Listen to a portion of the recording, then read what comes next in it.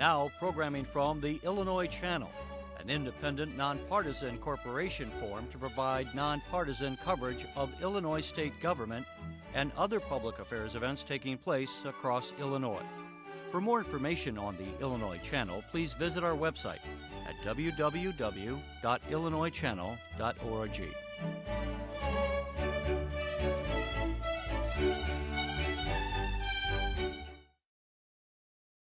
Just ahead, U.S. Congresswoman and candidate for U.S. Senate Tammy Duckwort discusses her Senate campaign, the issues she's championing, and her Republican opponent, current U.S. Senator Mark Kirk. Following that, in about 40 minutes from now, Senator Mark Kirk discusses his Senate campaign, the issues he's focused on, and his Democrat opponent, U.S. Congresswoman Tammy Duckwort. Then in about 1 hour from now, at a signing ceremony, Governor Rauner is joined by Republicans and Democrats as he discusses the criminal justice reform bill he just signed. Following that, in about 1 hour and 25 minutes from now, Illinois Channel contributor Lisa Badger talks to doctors Nicole Florence and David Sandercock of Memorial Medical Center about what those 40 and older can do to improve their health and fitness.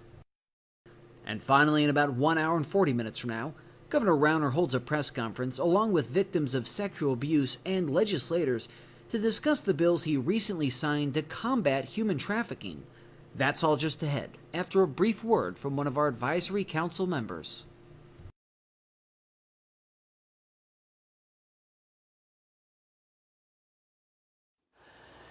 Anyone who drives across Illinois will guess that agriculture is our #1 industry. In fact, agriculture accounts for 1 in 7 jobs in the state of Illinois, and the grain and feed industry contributes over $10 billion annually to the state's economy. Hi, I'm Jeff Adkisson, Executive Vice President of the Grain and Feed Association of Illinois. The fields of corn and soybeans and grain elevators and feed mills that dot our landscape are all part of a vast interconnected system of commerce that employ tens and thousands of your fellow citizens. But like most businessmen, our members are concerned with issues such as taxes, government regulations, fuel costs, and environmental concerns. That's why the Grain and Feed Association of Illinois works to communicate our concerns on those issues to the people in government who write our laws. With so many jobs at stake, it's important for us to keep the lines of communication open between those in agriculture and those in government. That's also why the Grain and Feed Association of Illinois supports the work of the Illinois Channel. Its coverage connects all of us to events at the state capitol, like coverage of the Senate and the House Agriculture Committee hearings, as well as other public policy events that occur throughout the state of Illinois. We all need to stay connected to the events and the issues in Illinois, whether we live in the rural communities or in our largest cities. And that's what we get from the Illinois Channel. The Illinois Channel, it works for all of us. Next, from Normal, U.S. Congresswoman and candidate for U.S. Senate Tammy Duckwort discusses her Senate campaign, the issues she's championing, and her Republican opponent, current U.S. Senator Mark Kirk. This runs about 40 minutes. Congresswoman Tammy Duckwort of Hoffman Estates has served 2 terms in the U.S. House of representing the 8th Congressional District. Before that, Tammy served as a Black Hawk helicopter pilot for the Illinois Army National Guard. She was one of the first Army women to fly combat missions during Operation Iraq Freedom. In November of 2004, her helicopter was shot down. She lost her legs, partial use of her right arm, and was awarded the Purple Heart. She retired with the rank of Lieutenant Colonel. As an advocate for veterans and wounded warriors, Tammy became Director of Department of Veterans Affairs and later Assistant to the U.S. Secretary of Veterans Affairs.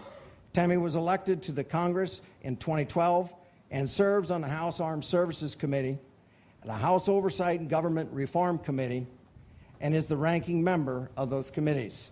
She is married to Brian and is a mother of Abigail.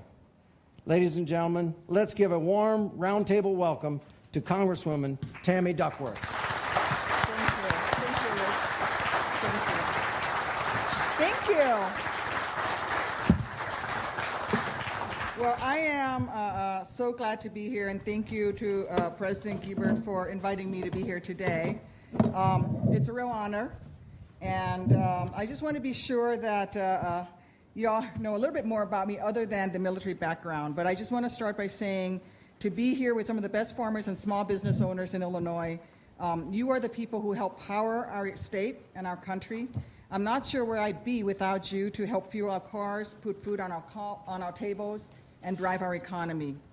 So I prioritize a strong agriculture sector in Congress, and I hope to do the same in the United States Senate. Now, some folks may be wondering why a representative from the Chicago suburbs is interested in agriculture. I'm probably more well known for my IKEA than I am for agriculture. I have a little bit of farmland, but even before becoming a statewide candidate, folks, as I said, know about my military background. But most people don't know that the very first job I had when I moved to Illinois in 1991 was actually with American Farmland Trust. I lived in DeKalb for 13 years, and my first job was working on a practice where the American Farmland Trust put a whole bunch of us young college students in T-shirts and shorts and had us go out and try to convince farmers to convert a parcel of land to no-till farming practices. Back then, we were majority of farms are disking everything under, and so we started a research project at Northern Illinois University, Professor Dick Essex did, that I worked for, to look at ways to reduce nitrogen input, ways to save the topsoil. So much of it was blowing away. We used to get blackouts up around DeKalb when we were out there come fall, and the winds would come, and then the winter time. We were losing it through runoffs into the streams and the river. And so we were out there trying to convince folks, just give me one parcel. Just give me one little parcel and do no-till in that. We'll show you that you can reduce your nitrogen. Your yields might be a little bit lower, but overall you're going to come out ahead on it. And so it's good to be back out across the state again. When my husband Brian was based in Kewanee with the National Guard, I saw firsthand the hard work of our state's hog farmers and the fact that they are remarkable tradesmen and small business owners. It was pretty funny because my husband went to Death Valley, California for a national training center exercise, and he brought his Illinois National Guard unit out there, and the active duty guys out of California were saying, well, we're gonna do this exercise, we're gonna be professionals, we're not a bunch of hog farmers, you got me? And my husband's in my unit went, ooh, we are hog farmers, and we're really good at what we do. And that embarrassed the heck out of those guys, and we still won the battle, so they could do more than one thing at a time. So whether I'm in Congress or in the United States Senate, you can count on me to do two things. First, know that I will always push for economic policies that serve all of us. Second, know that I am going to work on getting Illinois farmers the resources you need to grow your businesses and to support our local economy. You know that I've been an advocate for veterans. Make no mistake, I will always be an advocate for veterans, but I will also be an advocate for farmers. Illinois farmers are a key to the strength of this nation. And yes, I love tanks and guns and helicopters, and I've flown them, driven them, and ridden in them and fired them. But a key pillar of strength of this nation is our agriculture. It is just as important as military strength, because a nation that cannot feed itself is a nation that cannot lead the world. And that is incredibly important. So for me, agriculture is just as important a priority and will be as important a priority in the Senate as it has been for me in Congress. That's why I've been such a vocal supporter of the renewable fuel standards, because a nation that cannot fuel itself is also not a nation that can lead. It's why I've been consistently pushing the EPA to revise misguided rules that reduce ethanol fuel requirements. For me, supporting the RFS is a no-brainer. It fuels not only cars, but our rural economies in Illinois and all across this great nation. As you know, this spring, the EPA released its 2017 proposal for RFS, which set corn ethanol at a mandate of 200 million gallons below the 15 billion that Congress had set as the goal. As I did last year, I've joined my colleagues on the Biofuels Caucus to urge the EPA to get renewable fuel targets for 2017 back on track as to where Congress told them it should be. I pushed hard alongside many of you to get the EPA to revise its original proposal back in 2014, 2016, and I personally wrote an open letter to the EPA, joined on to letters with my colleagues, and joined more than 300 corn farmers and ethanol industry leaders in a rally in front of the United States Capitol, and even brought scientists from Argonne and the University of Illinois to meet with the White House to show that there are positive environmental impacts from biofuels. One of the most interesting things I found was actually the scientists were able to show that if you took a field that was fallow and actually converted it to agriculture, to farming corn for biofuels, you actually reduce the amount of carbon that is actually in the atmosphere. So it actually is pulling carbon out of the atmosphere. It is better to be farming for biofuels than it is to leave a field fallow. And that, I think, opened people's eyes at the White House when we brought those folks in. As a result of our work and our advocacy, the administration revised their original proposal and increased the requirements for renewables. But many of you, and me included, were disappointed that there were not any reductions in the levels that Congress intended. Not to mention how damaging EPA's 2-year delay in finalizing a policy was to confidence in the biofuels industry. Look, we have more work to do to counter the oil industry's aggressive and misinformation campaign against the RFS, and you can count on me to be your ally.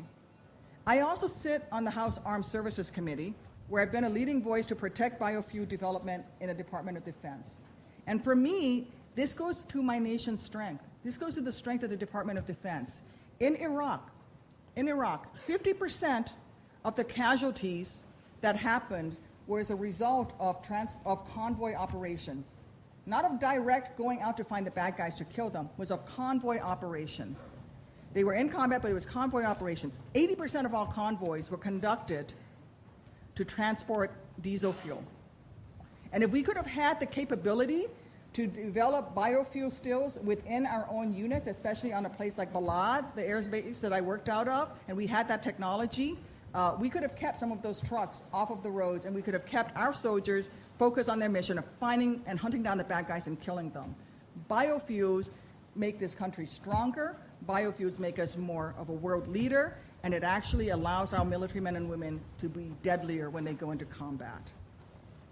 So every year, I am there on the Armed Services Committee to defend American jobs, our access to clean, secure American energy for our military.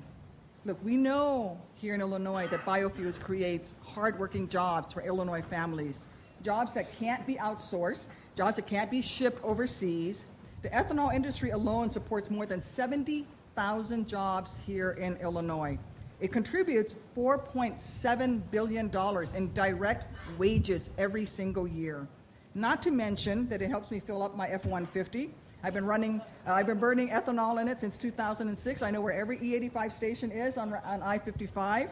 And so I'm able to go up to my colleagues in Congress who say, oh, it's really bad for the engine, and this stupid stuff that have to do with leaf blowers and their argument with, and I'm like, look, my fuel injectors are clean as a whistle. And when the dealer actually recalled my truck for the exhaust manifold, he actually called me up and said, do you have a new engine in this truck? Because it's clean as a whistle. I was like, no, I've been running biofuel in it since 2006. It's got 120,000 miles on it, and 90,000 of that is pure E85. I know firsthand that it's actually good for my truck, and it's good for the environment, and it's good for America's strength.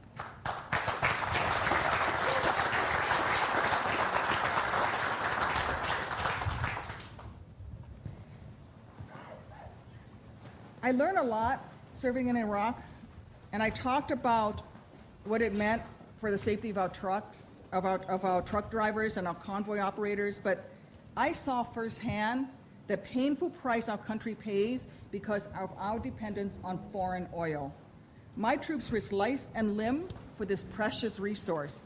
So when we support American-made energy rather than Middle Eastern oil, we're benefiting on national security. And I'll talk to, I'm a Democrat, and I have the left wing of my own party, and I have environmentalists who say, Tammy, you say you're for the environment. How can you be for ethanol?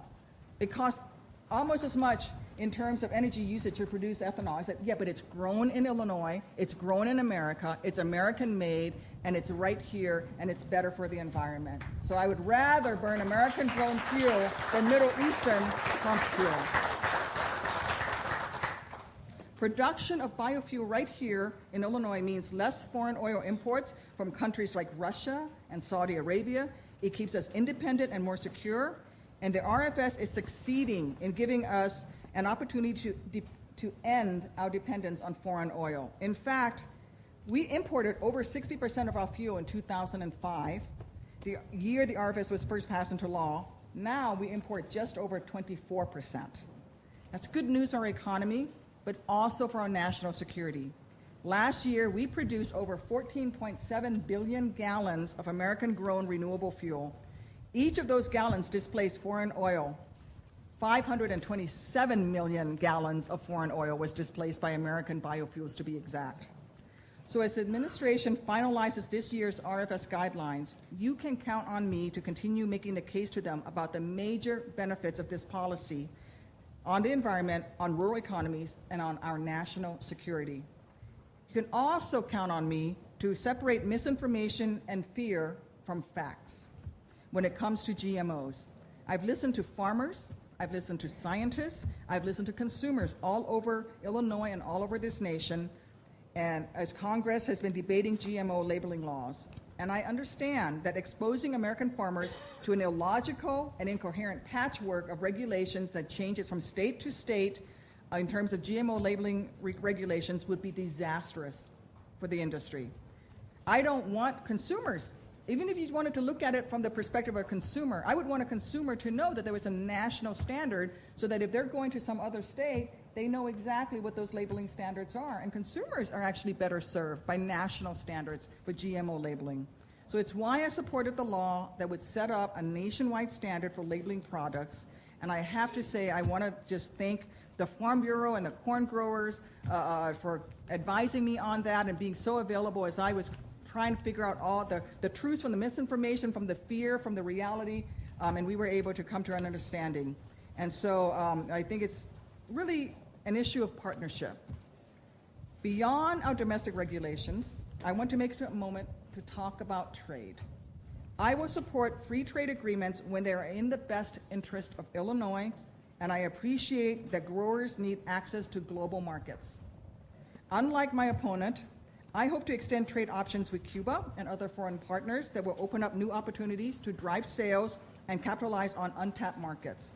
It's also why I supported and voted for repealing the country of origin labeling to avoid negative sanctions against Illinois agriculture for products being bought and sold in Mexico and in Canada.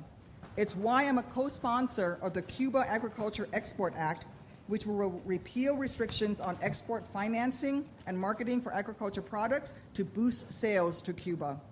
This will allow our farmers to compete on a level playing field and gain access to a market that is valued at over $1 billion per year. I'm also always going to be an advocate for fair trade policies that are in the best interest of Illinois farmers. We need to balance that, though, with ensuring that we're looking out for Illinois manufacturers. My congressional district has the largest concentration of tool and die manufacturers in the nation. I believe right now that the TPP as it stands is not a good deal for Illinois as a whole. I understand that many portions of it are very good for Illinois agriculture. I will work to ensure that those portions are addressed, but for Illinois manufacturers, there are real problems with the TPP when it comes to the manufacturing sector, specifically when it has to do with currency manipulation by the Chinese. The Chinese currency manipulation, and they're dumping steel, and it's driven Illinois steel mills out of work. The last time we had currency manipulation that occurred, it actually drove 25% of the tool and die manufacturing industry out of business. I told the White House, you need to change the language in that says the TPP, you should not engage in currency manipulation to you shall not, and they did not change it. And so while I don't agree with TPP as it stands, I am open to negotiations with it. I support fair trade, and I would do everything I can to support agriculture. As you can see from what I've said about what I'm willing to do with Cuba, I'm willing to work with your representative organizations to make sure that I represent agriculture's best interests. I have full faith that we can devise stronger, more economically sound trade agreements that are good for both manufacturing and for agriculture. At the end of the day, I'm all about the strength of my nation, and the strength of our economy is part of that. This means we have to have stronger trade agreements. It means we have to invest in infrastructure here at home. And infrastructure is another thing that I plan on working on in the Senate. When I served in the National Guard, when I actually served out of Peoria, I was the Battalion S4, which was the logistics officer, and I was responsible for the largest movement of military equipment by barge down the Mississippi since the Civil War. We were going down to Fort Polk, Louisiana for training exercises, and we realized that the best way to get our equipment for our aviation battalion to Beaumont, Texas, was actually by a barge move down the Mississippi. And we have this picture. But that experience showed me firsthand all the problems that we have right now with our locks and dams. Currently, most of the locks and dams on the Mississippi are outdated, and they're not able to meet the demand here in Illinois today. We can't afford to have locks and dams on the brink of collapse. I know that investing in this kind of infrastructure is most efficient and cost-effective. It is the best way to move agriculture products. I look forward to working with you to protect the Mississippi River and improve the waterway systems across the state. This is also why we need to make sure that the Army Corps of Engineers Navigation and Ecosystem Sustainability Program, man, that is a mouthful, NESP, N-E-S-P, has the resources it needs to serve our state. They have a plan, and we have a potential here to create 7 new 1,200-foot locks in the upper Mississippi River system, but they've never been actually budgeted the money to do it. All they need, I think what they're looking for is, I believe it's $12 million, and they don't even have that. In the meantime, we are blowing money in the Department of Defense budgets on things like, I actually just recovered I passed a piece of legislation. For those of you who've served in the military, there's a military vehicle called the Stryker vehicle. We used it in Iraq. We didn't use it in Afghanistan very much because the terrain is not suitable. It's good for desert terrain. When we stopped using it as much, we never canceled the spare parts contract. And 2 years ago, sitting on Armed Services Committee and on Oversight and Government Reform, we found out that in Georgia, there's a warehouse with $973 million of spare parts for the Stryker vehicle.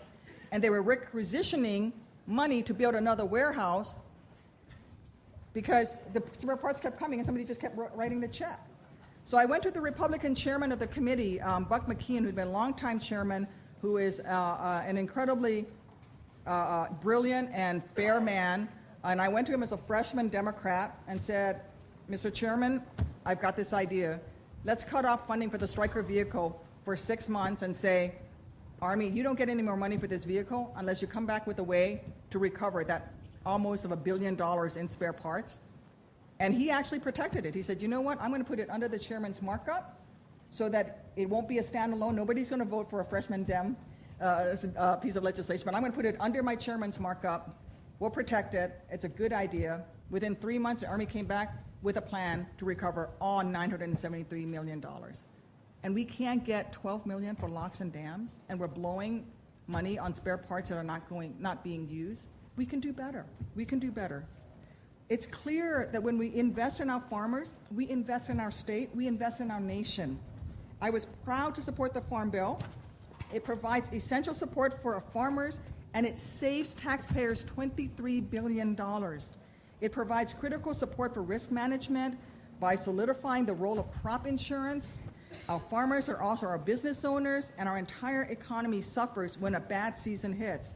With dropping commodity prices, I lived through 2012. Here, I watched as I drove back and forth to my National Guard monthly duty in Springfield. I watched. But then we had good years. I think 2014, 2015, we did pretty well. I think corn was what? We were at, if I remember this correctly, in 2015, we were at 100, I'm going to look it up, 175 bushels per acre. No, 178. And 2014, we were at 200. And soybean was at, what, 56, both 2014, 2015. So we did better. But 2012 can happen at any time. And that's why it's important to maintain crop insurance and make it reasonable, sustainable, and something that can actually protect farms like this one that has been in the same family for 6 generations. I want it to be there for many more generations to come. The truth is, our homegrown crops and fuel sources feed our state, feed our country, feed our world. Our farmers know our soil and crops better than anyone else. And if our farmers aren't strong, our nation isn't strong. So I'm proud to represent a state with such a robust ag industry. I'm honored to have the opportunity to be here with you today, and I really look forward to answering your questions. I don't know that I will know all the answers, but I hope that I go away from here today with you knowing a little something more about me. And if you know nothing else, know this: what drives me is the strength of my nation. My family has worn the uniform of this great nation since the Revolution. I'm a daughter of the American Revolution. There's been a family member serving in uniform during every period of conflict going back to the Revolution. I would never do anything that would undermine the strength of my nation. And agriculture is a pillar of the role of my nation, of the strength of where we stand in the world. As I said before, a nation that can't feed itself, a nation that can't fuel itself, is not a nation that can lead the world. And I want us to lead the world. Thank you for letting me be here. God bless. You want me to sit the question? Yes, we will. Well, thank you very much, Congresswoman, for those comments and support for agriculture. We really appreciate that very much. If you have any questions and want to write any questions down on any cards, please do, and get our attention, and we will pick those cards up from you. But I have 2 questions to start with. Some were pretty quick in getting a question out. The first question is, would you, if you're elected, what would you ask for to be or to have a seat on the Senate Ag Committee? A prestigious committee, I think I would ask for it. I don't know if I would get it. I think based on my background, what I would end up getting is Armed Services Committee to begin with. But if they give it to me, I mean, that would be fantastic. But, I'll be a freshman and lots of people more senior. Right. Absolutely. I think it's like armed combat at that point. Right. Some of those committee appointments are difficult to get at times, I'm sure. But let me say this. I am right now on the House side the only member on the House Armed Services Committee from Illinois. And I've worked across party lines, especially when it comes to the Corps of Engineers. And whether or not I get on the Ag Committee, we have some great folks on the Ag Committee, and the idea is to be able to cover all aspects of what is important in agriculture. So yes, if I can get on Ag, I would love it. If I don't think that I'm not going to be working for you just because I don't get on Ag. Thank you very much. Second question. The U.S. EPA uses science to develop rules for products that protect crops from weeds and insects. They employ a number of scientists. Do you feel science should be the basis to approve ag products to control our pests, or should politics also play a role? Well, that's a leading question. Look, I started off as a marine biology major, although I really was not very good at biochem, so I switched to political science. Of course, science should lead the way as we decide what we need to do. But I also think that we need to listen to the folks who know the issue best. And when it comes to things like water, we need to look at the people who work the land. I don't think any scientist knows better than a farmer what is going on in his land. And I think that, yes, we absolutely need to base things on science, but also we need to listen to the average farmer, because you'd be surprised what he knows. Absolutely. Another question. Immigration has been a hot button issue in the presidential campaign. Immigration is really important to us, and immigrant labor, whether you're in livestock or crop production, especially specialty crops. What kind of immigration policy, or where do you think immigration policy should be, and what areas would you support and maybe not support on immigration? So I've been on the record for supporting comprehensive immigration reform, and I still support it. I think anything that we do on immigration has to have 3 guiding principles. It has to be practical, that is, something that you can do. It has to be fair, and it has to be humane. So to take children who are born in the United States, who are 2 years old, and deport their parents because their parents are here undocumented is not humane. To build a 30-foot wall or to find 11 million people and deport them quickly is not practical. But I also think it needs to be fair. I think that if you came here and you broke this nation's laws to come here, you're going to need to go to the end of the line. You need to pay fees and penalties to get into the system. And then I also think you need to learn English. I do. And if you talk to most immigration activists and advocates, they will tell you the same thing, that they want to learn English too, because it makes you more competitive in the job in the marketplace. I support a guest worker program. I actually introduced a piece of legislation called the Enlist Act, and it's bipartisan. Actually, I co-sponsored it. A Republican introduced it. I co-sponsored it. And what it says that if you enlist in the United States military and you serve 4 years honorably, at the end of that, you get a green card. I can't think of a better way to show your loyalty to a nation than to wear its uniform and be willing to die for it. Thank you very much. That's for like DACA kids. Thank you. Shifting just a little bit, you spoke about the Mississippi River and the importance of locks and dams, and the Corps of Engineers and has had priorities for lock and dam improvements for over 15 years. We passed a water bill, kind of fell short on the appropriation side. How can you push this forward and the $12 million appropriation that we really need? How can you get those dollars appropriated that we really need? Well, I think that's where my successes on armed services in the House will carry over to the Senate.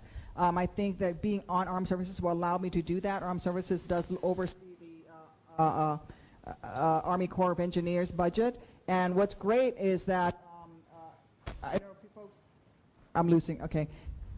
It's almost like I have to be like some rock star. Look at this, to hear it. I have to be like really kissing close. The mic. So I'll wipe this off after I'm done with it.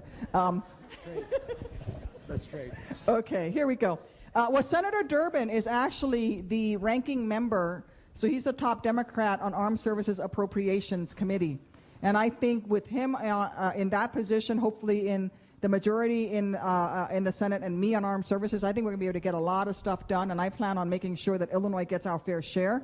And the locks and dams and funding for the Corps of Engineers is a major priority. Look, $12 million is a lot of money, but it is not a lot of money in the Department of Defense budget. I wrote a piece of legislation.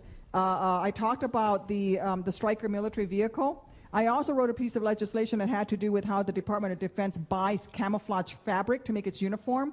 And the estimate from the Government Accounting Office was that my bill would save $93 million just for the Army alone the first year was in effect. It passed in 2014, and they came back at the beginning of 2015 and said, actually, it's already saved the taxpayers $4.3 billion DOD-wide. $12 million is a drop in the bucket. And yet it affects billions of dollars in agriculture, produce, and commerce. And so it is stupid that we're not funding this. Absolutely. And along the lines of trade agreement that has been you mentioned earlier, China is not a part of TPP. I've heard that TPP is valuable to counter Chinese influence. Why is this not part of the discussion or the debate going on today? Well, I think the administration, this is one of the things where I stood up to the administration and said I can't support TPP. The issue is that it's a relationship between China and Vietnam, right? If you just look at the TPP signatories, it's Vietnam, it's not China. But the fact of the matter is, another problem with TPP that I have problems with is rules of origin labeling. And it actually says that a product that is assembled in Vietnam in some areas could be as much as 50% made in China, just put together in Vietnam, and it has a made in Vietnam sticker and it comes in here. And that goes not just for things like dishwashers. If you go down and you buy a Haier dishwasher here, you know why we don't have Kenmore dishwashers anymore? It's because the Chinese are dumping their stuff here, and Haier is Chinese made. it can be, all the parts could be made in China, or over 50% of it, sent to Vietnam, assembled in Vietnam, slapped with a made in Vietnam label. But it's not just the dishwashers, it's also the food. It's also the food that the Chinese could be producing, shipped to Vietnam, product of Vietnam. It comes into this country under TPP, and it's a real problem. I so wanted to be able to vote for TPP because of the agricultural parts of it, and I will work as hard as I can to make up for that in other agricultural agreements and every way that I can. I just can't overlook Chinese actions and currency manipulation and the rules of origin labeling. Next question. Please address the statement attributed to you regarding bringing in 200,000 Syrian refugees. Oh, of course. Well, you know, politics ain't tiddlywinks. And so there's a lot of negative ads. Let me just start off with this. As I said before, my family did not serve this nation for 240 years in uniform to jeopardize her security. I didn't serve this nation for 23 years and defended it. I didn't bleed for this nation to jeopardize national security. The issue with the refugees is this. The vast majority of the refugees, and I asked to be briefed by both the Department of, the director himself of the Immigration Services, and I've attended top secret briefings by Jay Johnson, the director of Homeland Security. The refugees who are selected to come to the U.S. are very different than the refugees that are fleeing across borders into France and all of these other places. To come to the U.S., the UN High Commission for Refugees actually selects largely families with no men of military age. And there are no men of military age in these families because the men are dead. They're widows and orphans. And the men of military age, according to what the briefings I received, who are part of the refugees who are even selected to begin the process of coming to the U.S., those men that are there are torture victims and people fleeing ISIS because they've been targeted. People who are, have been translators for the U.S. military, for example. When the UN High Commission for Refugees select these people, they enter into a minimum 18-month-long vetting process, sometimes as long as 36 months. They're interviewed by the State Department people in the field, by Homeland Security in the field, by the UN in the field. They go through biometric screening. By the time they get through that process and they get here, they have been so thoroughly vetted that we know exactly who they are. They are not this. So when you see those commercials on the air, they make it seem like they're just fleeing here. They were in Syria last week, they're here next week. That's not who they are. My concern with the refugees and why I think we should allow them to come, I said, I support 200,000 overall, 100,000 from Syria specifically, but 200,000 overall, is that we are jeopardizing American security. If we leave kids to grow up in those refugee camps, and if we turn our back and we create a religious litmus test for who can come to this country, we are feeding ISIS propaganda. We are growing the next generation of kids who will grow up to be people who shoot down American helicopters like the kid who shot me down. And I am not going to, after I spend my entire life defending this nation, to jeopardize my nation's security. And I certainly am not going to let us weaken the Constitution that I swore an oath to defend by turning our backs on the very founding principles and values of this great nation. We're better than that. We should be leading the world. And the people who are selected to come here are thoroughly vetted. 18 to 36 months biometric screening by multiple agencies. And so when you see those commercials, the one that you're seeing right now, I think is funded by a super PAC funded by Ken Griffin, who wrote a $2.5 million check to Bruce Rauner. I mean, this is like I said, politics ain't tiddlywinks. Look it up, do the research. We're a better nation than that, and it is in our nation's best safety and security to make sure that we participate in this process. Next question. As we approach the writing of a new farm bill, in a challenging economic time, what threats do you see to the current farm bill, and how would you change it, or what different changes would you have in mind to a writing of a new farm bill? Well, I am strongly supporting a comprehensive farm bill. I think some of the issues that are in there that I voted for the last farm bill. I was one of the few Democrats who did vote for it, and I was went up against my leadership to vote for it because I think there were a lot of problems with it, but overall it was better for agriculture to have a farm bill than not.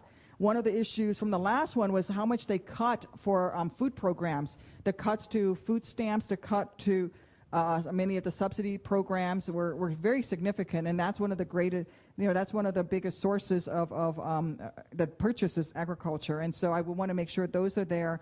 I'm always keeping an eye on crop insurance, because people who don't understand crop insurance and what it does think that it's a handout. It's not. You actually have to make a conscious effort to buy crop insurance. You have to put yourself out and do a capital outlay in order to buy it. So I think that is something that always gets put on the table. They always want to cut down the numbers or that sort of thing. But then beyond the Farm Bill, as I said, there are other issues that have to do with trade that we have to keep our eyes on as well. But I will be a strong supporter for the Farm Bill, and this is where the relationship with the corn growers, the soybean growers, the Farm Bureau is something that I've grown to really value. I'm not a farmer. I don't come from a farm family. And so to have the resources there that I can pick up the phone and say, hey, I don't quite understand what this means. Can you explain it to me a little bit better?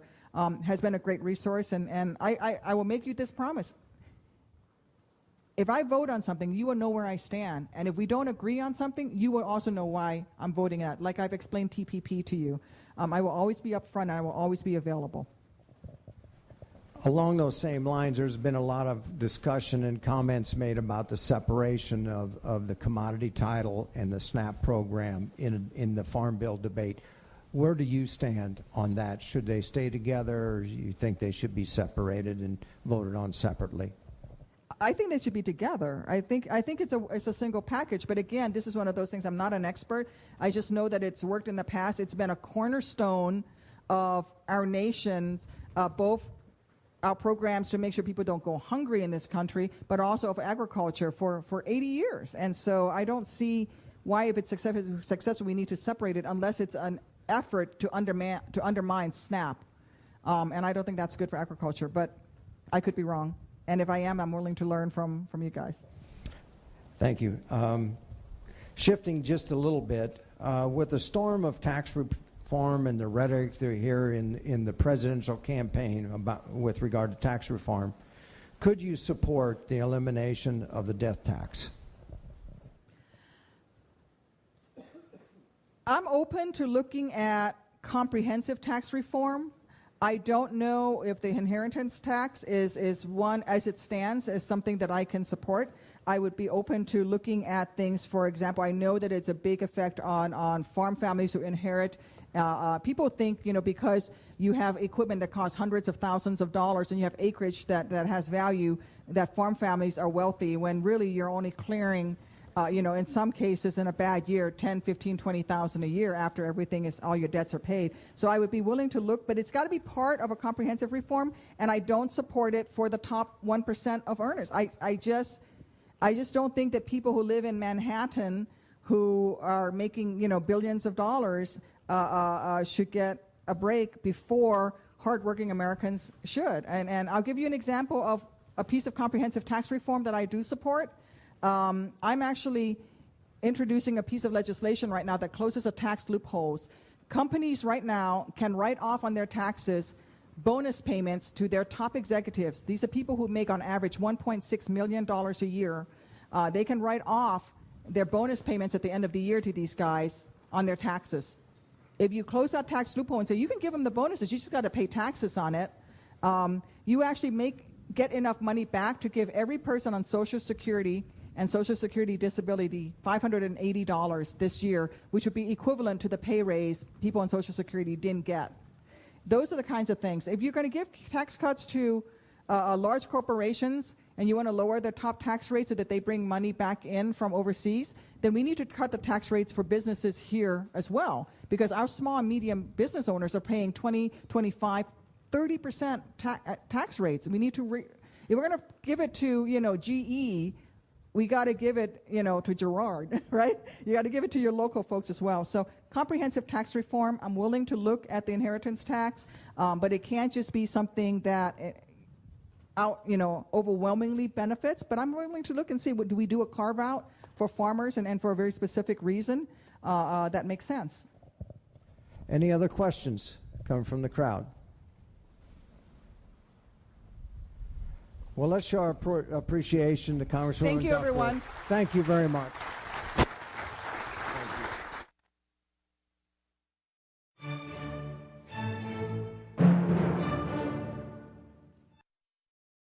Next, from Normal, Senator Mark Kirk discusses his Senate campaign, the issues he's focused on, and his Democrat opponent, U.S. Congresswoman Tammy Duckworth.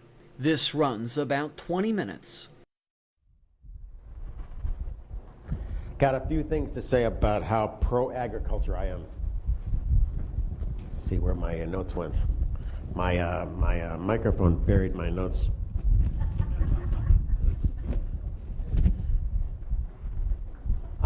I wanted to show you what it's like to be a true friend of agriculture in the United States Senate, and that is actually, unlike Tammy Duckworth, of being for TPA and TPP. In my case, I have voted many times against the WOTUS decision and have backed the ethanol industry big time. Went for the Farm Bill and especially crop insurance. In my case, I have voted against the new Vermont GMO regulations, and unlike Tammy Duckworth, who is for the cool regulations. And I was very happy to get Section 179 expensing through to make sure that is permanently there for America's farmers.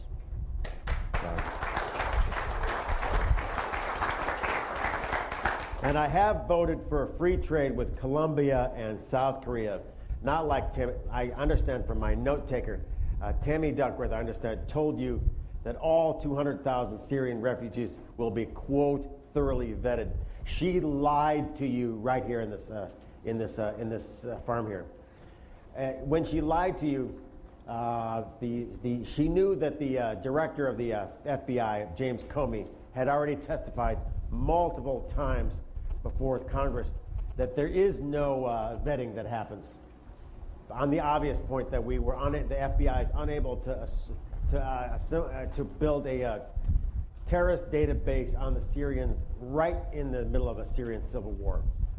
The Director of National Intelligence oftentimes has said there is no screening that we can do because we do not have information on these people.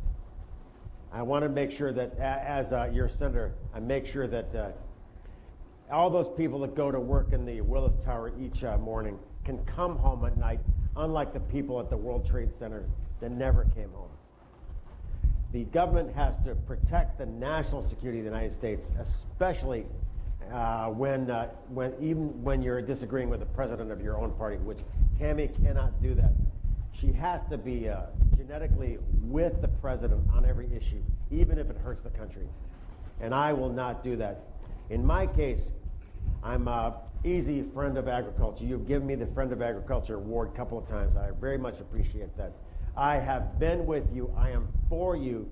I am not with the big Chicago unions like my opponent is. I will back free trade to make sure we open up markets. Remember, 95% of all humans are not American citizens. And we need to feed those folks and make sure we have access to those markets. Not just now, but I would like to take you through. You guys want to hear my evil plan for Illinois? My evil plan for Illinois is to make sure we dredge the lower Mississippi so we can get the super max ships that can now use the new Panama Canal. Remember the difference between Panamax ships and the Supermax ships. The Supermax ships, the Panamax could load 12,000 truck equivalents, the containers per. In the case of the new Supermax ships, they can go up to 34,000, double the quantity. And my goal is to dredge the lower Mississippi so that we can land bulk commodities, corn and soybeans in the Pacific Rim, lower than our competitors for a generation. And if we do that, we will spread wealth across Illinois. When I talk to the soybean community, they said, we expect, should we be able to fully use the Mississippi River with the full utilization of the new Panama Canal, we would expect a 35-cent increase in soybean prices. I am totally dedicated to that goal. We will spread wealth from the Mississippi River across Illinois. Make sure that happens. And to accomplish that vision, you're going to have to send me back to the Senate, where I will beg, borrow, and steal for Illinois farmers. Yeah, thanks. Any questions? I wanted somebody to act like they're from Highland Park, Illinois here. Yeah. Questions? Thoughts? I'm coming, Senator Kirk. A little slow. Yeah, a little slow today. Round of applause for the Kelly family that hosted us here.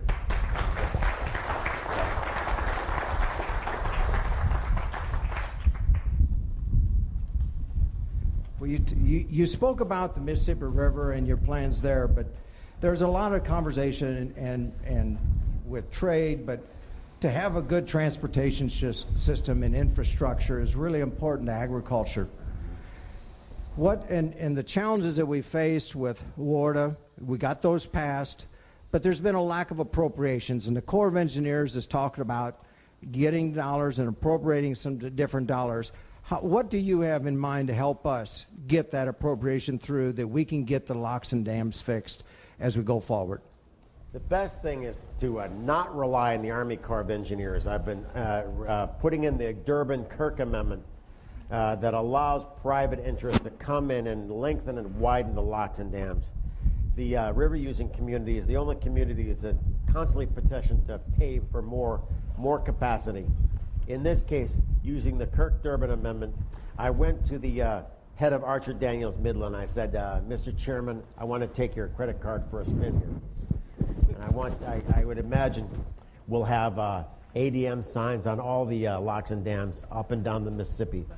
If you've ever been to Decatur, one of the cool jewels of the Illinois economy is the ADM logistics management floor there in Decatur. It looks like the New York Stock Exchange. I think they're the competent manager to take over the locks and dams. And remember, once we offer up these locks and dams and the revenue streams that can come from that, we can go a lot faster than slow Army Corps of Engineers. And I am just waiting to go to New York to raise the money so we expand those locks and dams to make sure that we have the full capacity to turn Mississippi into an exports drag strip for Illinois agriculture. Like that. Well, that's really important, and you know, if we get the infrastructure put in place, then let's talk about trade a minute and how important these trade agreements are. And you mentioned Panama, Colombia, and South Korea, how that has really been good, not only for Illinois agriculture, but all of commerce here in the United States. What's your position on TPP, and how can we move that forward? What could we do differently, or what would you do differently to make this more amenable because you listen to all the rhetoric by the candidates, presidential candidates that is, they're not very kind to the Trans-Pacific Partnership. I disagree with on a bunch of things. That Trump is against the TPP. I think we should do it because 2/3 of world GDP is in the Pacific Rim.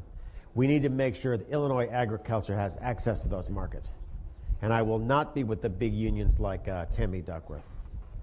She will shut down those markets in an instant because the big unions order her not to be with them. Thank you, Senator. Yeah, thank you. The U.S. EPA has really thrown business and agriculture a number of curveballs, you might say, with whether it's the Clean Water Act, and they should use science to develop rules for products that protect crops from weeds and insects. They employ a number of scientists. Do you feel science should be a part of the basis to approve egg products to control these pests, or should politics play a greater role? Not just science, but common sense. Remember when the EPA started to tell us there was a dust crisis in America. Whenever a farmer harvested land, they created dust. I see no dust crisis in America. I don't think we should allow EPA bureaucrats to shut down agriculture that way. In the case of the WOTUS decision, I don't know if Tammy admitted to you that she is a strong supporter of WOTUS. she's already voted that way. If you are plowing a furrow on your land and it happens to fill with water, I do not think we should extend EPA jurisdiction to that little furrow with water at $36,000 fine per day. It's really tough on any individual that mistakenly does something wrong, and with all the permits that we'd have to have in place or whatever we want to do as a land practice would really be a challenge, not only for agriculture but commerce and the business community as we try to develop better ways. Hopefully we get this mic right. Mine's not working very well either. How is that, David? Can you hear it? It's okay. I got to get it. I guess I got to put this thing in my mouth. Oh, a few more questions. I need another hand. How will you lead reining in EPA? I think we don't need foot upon foot of federal regulations. We need something like the REINS Act to make sure that anything that costs more than $100 million to implement has to pass the Congress. All these we cannot regulate our way into wealth. And I would say that we need lawsuit reform in the United States and make sure that happens. You cannot sue us to wealth. All these regulations are not productive. And I would lead the charge on the REINS Act. I already have. Thank you, Senator. What is your position on immigration? If immigration or labor is really important to agriculture, whether you're a specialty grower or a livestock producer, and we can't find labor to get the job done, to harvest these specialty crops or to feed the livestock that we have on our farms, how would you help agriculture and the United States with immigration reform, and what do you have in mind there? I have already voted for immigration reform in the Senate. I will tell you why. I wrote the Kirk Amendment based on my experience as a reservist in Afghanistan. When I was in Afghanistan, notice we had lots of groups of Hispanic soldiers. The Kirk Amendment says if you are granted a combat infantry badge by the U.S. Army, a combat infantry badge is the badge that is given to you if you've been officially under fire. In that sense, the Kirk Amendment says the moment you get a CIB, you instantly become a U.S. citizen. Under the principle that if you fight alongside of us, you are one of us. Wanted to make sure that that was in there. Feel it from my experience that if we had a largely Hispanic company of soldiers, and I told them, you know, there's some Taliban on the other side of that hill. God help the Taliban on the other side of that hill. But we will kick some serious Taliban butt. Yeah. Guess he put the thing wrong there. We'll fix that. You know, I've mentioned many times over the years to add another nickel or dime to the bushel of corn or soybeans that we all raise, or a nickel or a dime to a pound of beef or a pound of pork. You know, we need four things in place. We need trade, we need exports, we need livestock here in Illinois. But also along with that comes the biofuel standard and biofuels, you know, ethanol and renewable fuel standard. Can you tell us your position on biofuels? Pro-biofuels have voted that way constantly to make sure we defend the renewable fuel standard. And the reason why, for our biofuels out there, and the good thing is the ones that are around that corner are not in the Persian Gulf. You don't need a Navy to protect them. For the Persian Gulf petrochemicals that we depend on, you need a substantial military investment there. We should make more American energy right here off of agriculture. It makes sense to me. For the big ethanol industry that's in this state, I cannot promote employment around the state too much, which we would lose with the RFS. I think we need that. Thank you. Talking about security here in the United States, Senator, and and other issues, what have you done, or what do you look forward to do differently in improving the security here in the United States? I think we need to pause bringing in 200,000 Syrian refugees. Remember from the notes that my people took on her speech, she tried to tell you that the Syrians who are coming into the United States are somehow different. That she's asking you to suspend your common sense. They are all from Syria, the civil war area that had gone through this Syrian jihad experience. I would ask you not to suspend your common sense. We cannot make the same mistake that Europe did of letting all these people in. That, you know, once you bring over 1,000 Syrian refugees into this country, you now outnumber the number of FBI agents right here in Illinois. I want to make sure with the FBI, we already had access to substantial resources to watch these threats and stop these threats before they start. We've seen too many people killed in France and Germany, and I want to make sure that we secure this country. And we cannot go the way of the Germans, who committed a kind of national suicide that by letting in so many folks that hold radically different views and will someday pop off in the jihad against the United States. I think that it's better to pause the program and leave those people out of the United States. Let's pick safety first. Thank you, Senator. If we could go back to another trade question here, and you're well aware of Illinois Farm Bureau and corn and soybeans have all had delegations that have gone to Cuba to look at what are the opportunities for Illinois agriculture, Illinois commerce. What is your position on Cuba trade relations? I've been against it. I think looking at the Castro brothers and what they've done to that poor country, there was a time when Cuba had the second highest income in the Western Hemisphere, rivaling only Argentina. It now rivals Haiti for being one of the poorest on earth. And making sure that the Castro brothers see the way all other communist dictators have done, I think is better for the world. In the case of the government of Cuba, they have been a long time provider of espionage against these states. We had this one woman named Linda Montes, who was a spy in the Defense Intelligence Agency, and she underscored the problem that we had, where she would provide intelligence against the United States, and the Cubans would sell it to the Russians and to the Iranians, making several $100 million per year off that. I think without the Castro brothers, we would be much better off, and the Cubans would be much better off. Thank you, Senator. Going. Son of a bitch. No.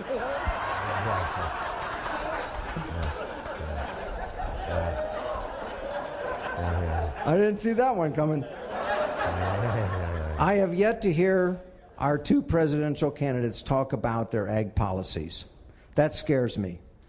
What would you do to impress on our new president about agriculture and how important it is to the U.S. economy?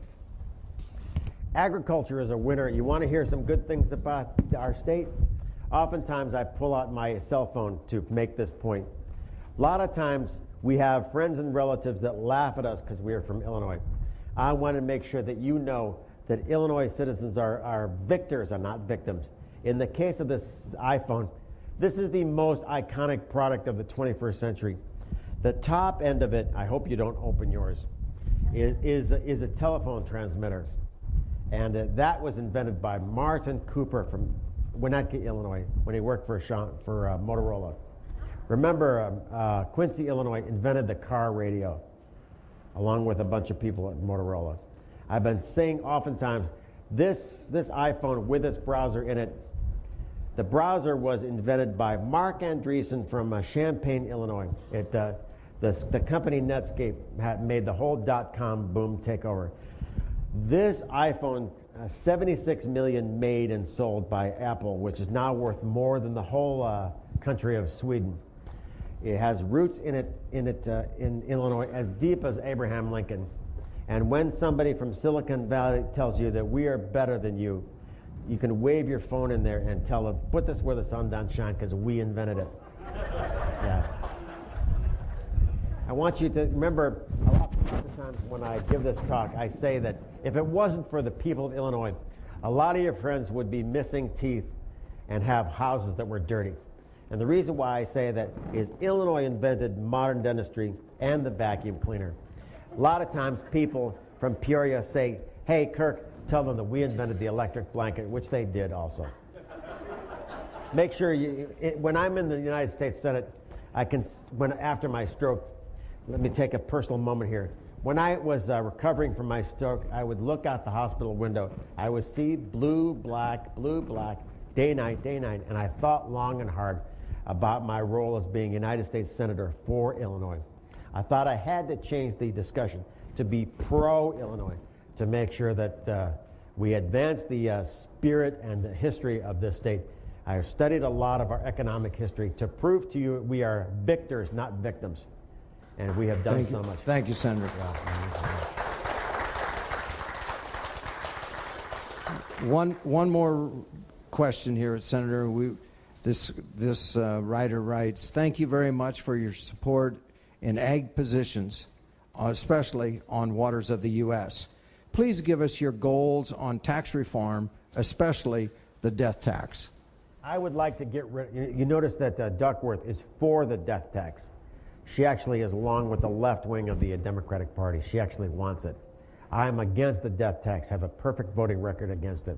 I don't think if you work your whole life with your income being taxed your whole life, it should be taxed again to have the farm owner die or whatever and get this huge death tax that threatens the very existence of the family, might have been in the family for several generations. It's something that we need to get rid of.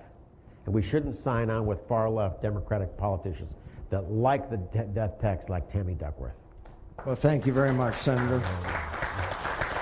And on behalf of the ag community and everyone here, I want to thank you very much for coming, being part of our senatorial candidate forum here today. Ladies and gentlemen, let's give Senator Kirk a round of applause for his service to us.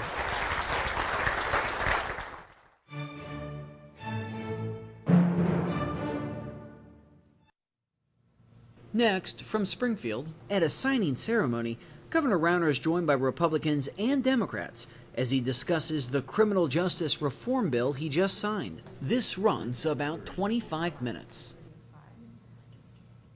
Good morning, everyone. Thank you very much for joining us today. Today is a very good day for the people of Illinois. I want to just extend my heartfelt appreciation to all the members of our legislature, Democrats and Republicans coming together, doing what we're elected to do, and that's try to make a better life for all the people of Illinois. That is why we're in office. We need a better life for every person in our state, especially our young people. Our young people deserve an opportunity at a better life than their parents had, and that includes people who've made a mistake. We're all human. We're God's children. We're not perfect. We make mistakes. People deserve redemption. People deserve an opportunity for a second chance. That's the moral, that is the just, that is the right thing. Now, my personal passionate belief is the number one way we can improve the quality of life, as well as improve public safety and improve our criminal justice system, is to have a competitive, strong, booming economy, creating good jobs in every neighborhood, in every community. Number one.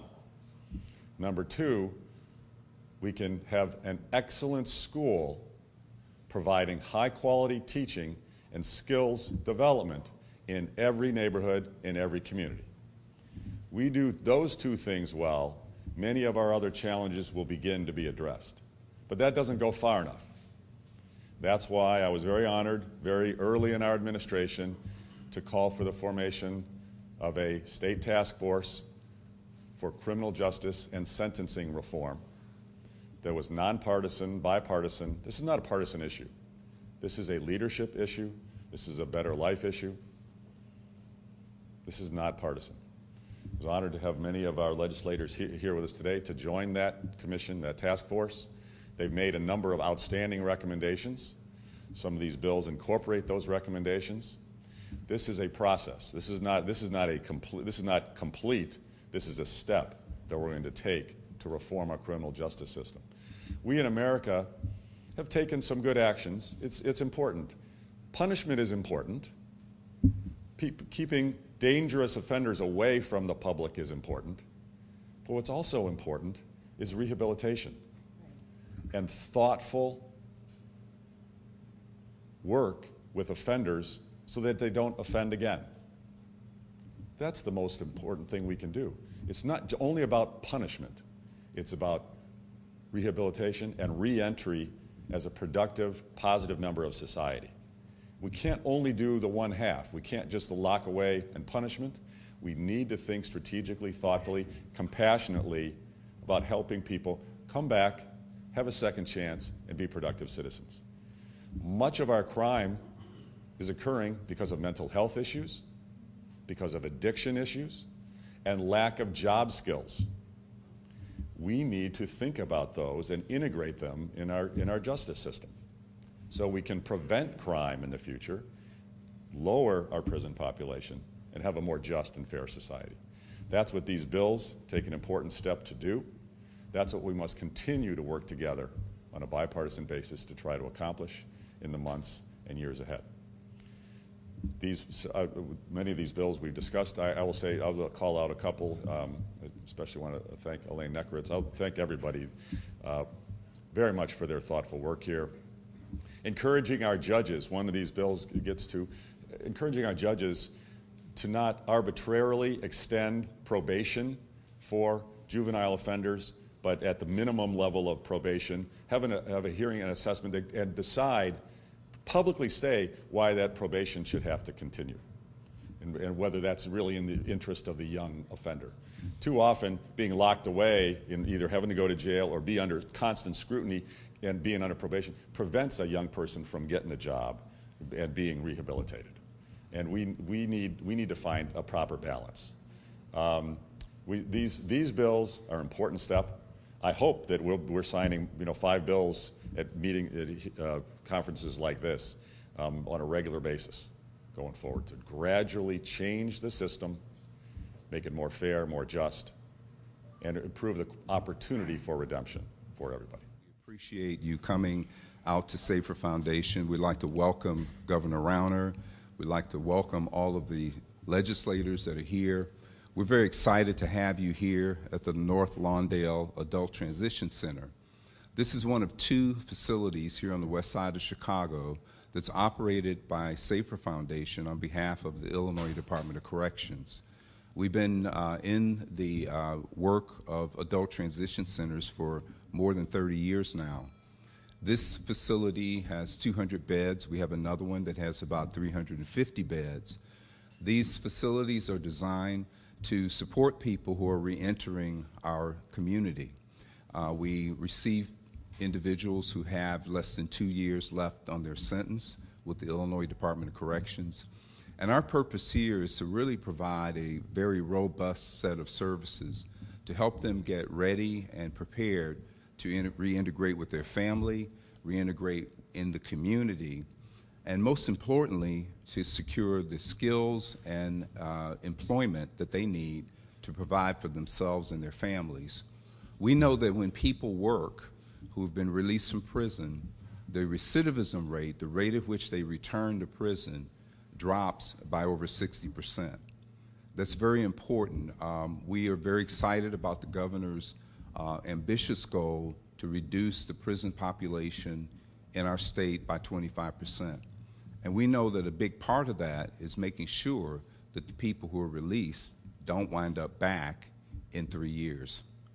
We're very excited about the bills that are being signed today. All of them are, part of the effort, which is a bipartisan effort to reform our criminal justice system. We have a tremendous number of people who are being impacted by their criminal record. And it really doesn't help anyone if we can't get those people education and employment so they can contribute to our society. We're very happy fiscal year 15, we had our clients, while they were still incarcerated, employed. They earned over $5 million in wages. They paid over $1 million in taxes. They were able to pay child support and court fees. They saved money, and when they left, they were able to really have a way of getting back into society in a very productive way. After the press event here, we'd love if you'd like to take a tour of the facility to show you a little bit about what we do, show you around. We're very excited about this work. We know it makes a big difference for our community and for the individuals that are here. So thank you very much for coming to Safer Foundation. We're just going to sort of stand here because we're the chief sponsors of the legislation. And I just want to start speaking. I want to thank my colleague in the House, Carol Ammons. She was really the spearhead bringing the legislation to the Senate. And I was proud to pick up the bill from my co-sponsor here. So let me just start. I want to thank the governor. I'm Senator Jacqueline Collins. I represent the 16th Legislative District, which is on the south side of Chicago. So I'm glad to be welcome on the west side. And I know this is Senator Van Pelt's district. Let me just first start saying, Governor, thank you. Thank you. This shows how we can work in a bipartisan way to accomplish something that really benefits the constituents of Illinois. So I want to thank you for your leadership on this issue, especially criminal justice reform.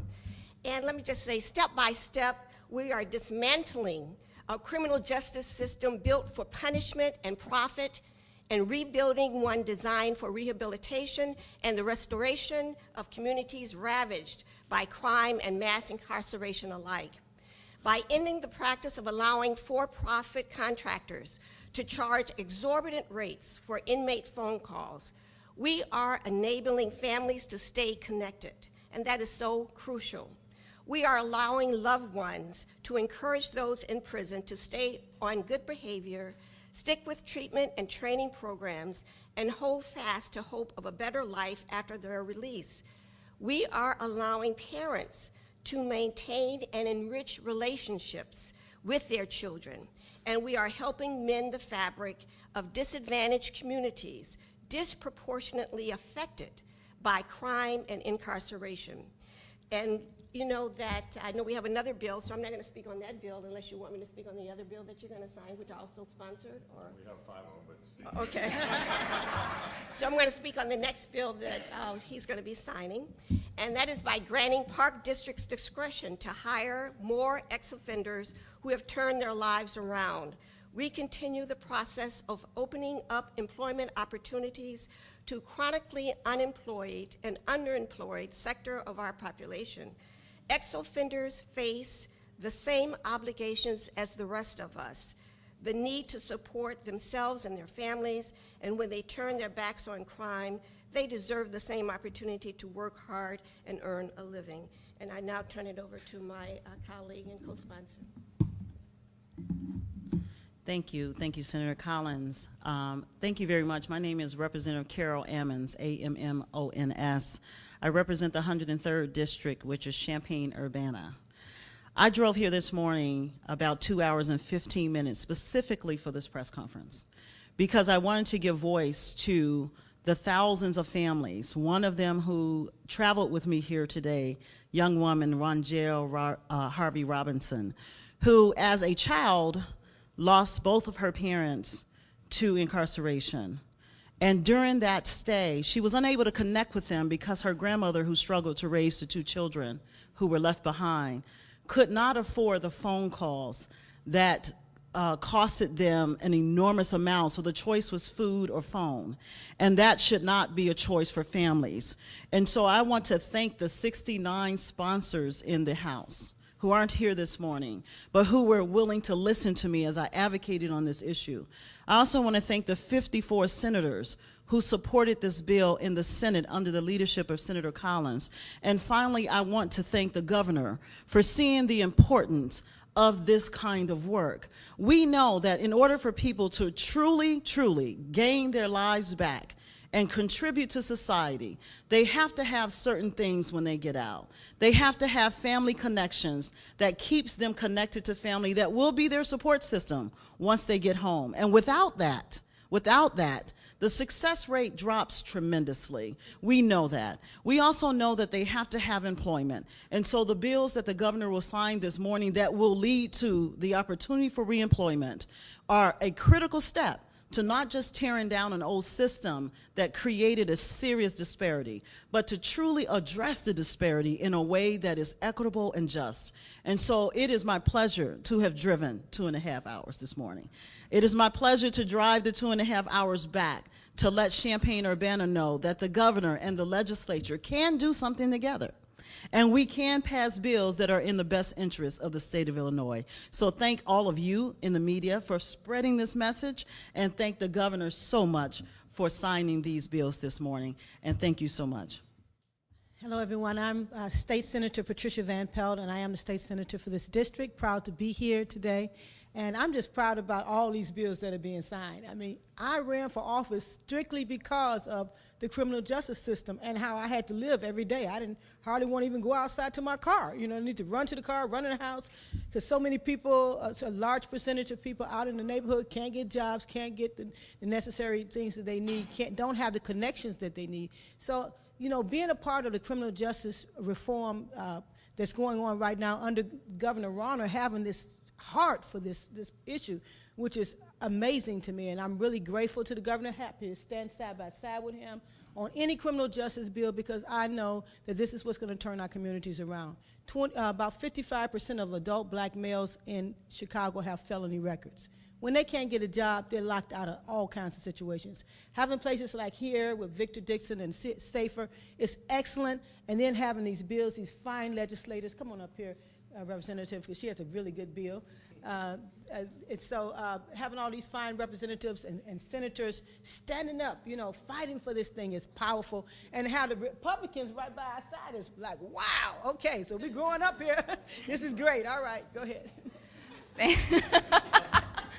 Thank you so much. Senator Van Pelt was a Senate sponsor with me on the companion bill to the Park District bill that Senator Collins spoke to earlier, where we are working systematically to remove barriers to reemployment. And I applaud the governor's signing of both the school employment bill or the school system employment bill and the Park District employment bill. And I want to level a challenge to political leadership across the spectrum. It's time for détente on these issues. The need to fix our criminal justice system is greater than gotcha ads. It's greater than political mailings. And until we come to a place where we stop using these as weapons to beat our political opponents, until we come to a place where a legislator or a governor doesn't have to make a decision whether the hit that's going to come for signing or voting on a bill is too great a risk to take, we won't get to that 25%. We won't get to that just criminal justice system. The system is broken. We have to work together to fix it. I am thrilled to be serving at a time when we are coming to this place of bipartisanship and cooperation. But my party is running ads. I'm sure that the Republicans will be running ads this year. And I dare everybody to stop. Let's fix this together and get it done right. And I want to thank the governor for taking this action today.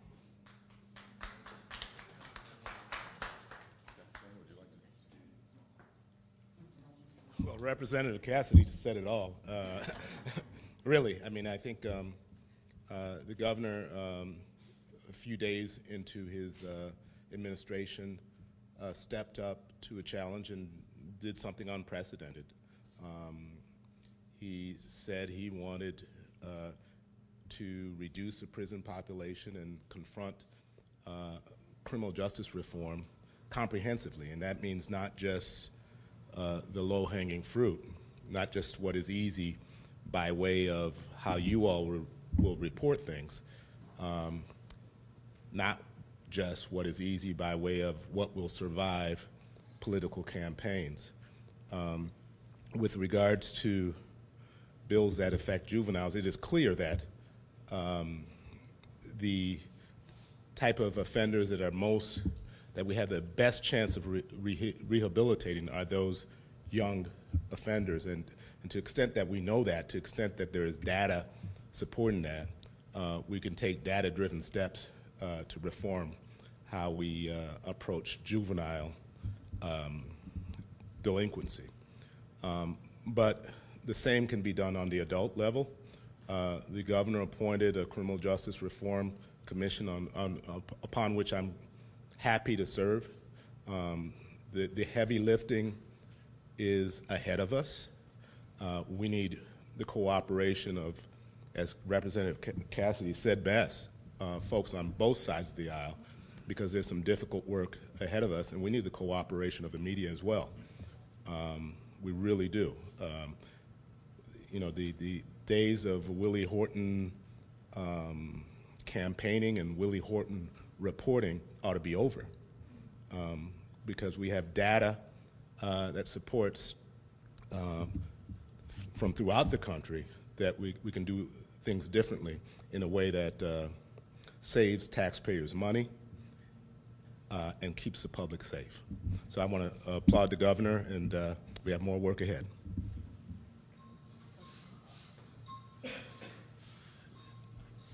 Good morning. My name is L.G. Sims. I'm the state representative from the 34th District. You know, and today's a great day because this is the culmination in the work of some of the work that we're doing to reform our criminal justice system. And it's proof positive that we can work together to get things done. There's an old African proverb that if you want to go fast, go alone. If you want to go far, go together.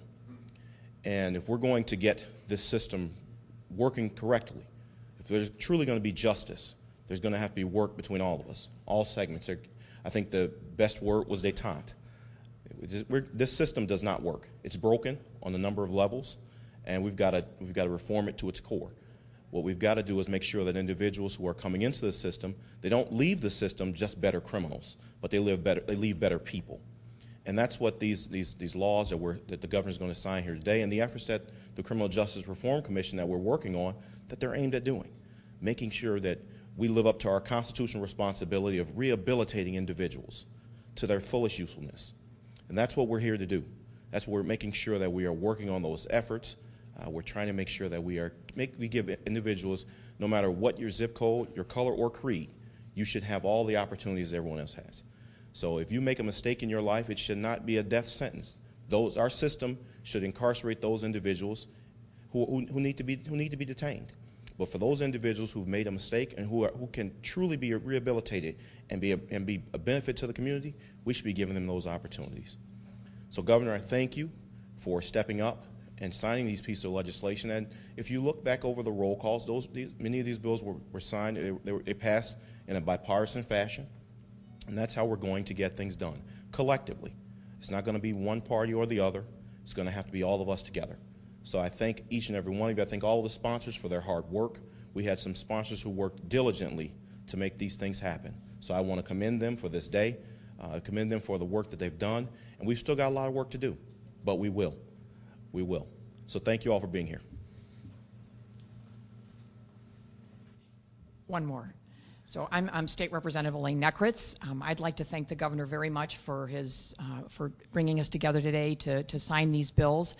It was really my pleasure to work on one of the juvenile justice initiatives that's in this package with Senator Raoul, Chairman L.G. Sims, and President Preckwinkle, who was the driving force behind this initiative. The criminal justice system in this country is one of the most studied aspects of state government, and has been said, we have evidence-based models, and we have plenty of data. We know what works, we know what doesn't work, and the proposals put forth in these bills today work. So I'm very excited that for the second year in a row, we've been working with Governor Rauner to come up with these data-driven and evidence-based approaches to criminal justice reform, and as my colleagues have said, we will continue to do that.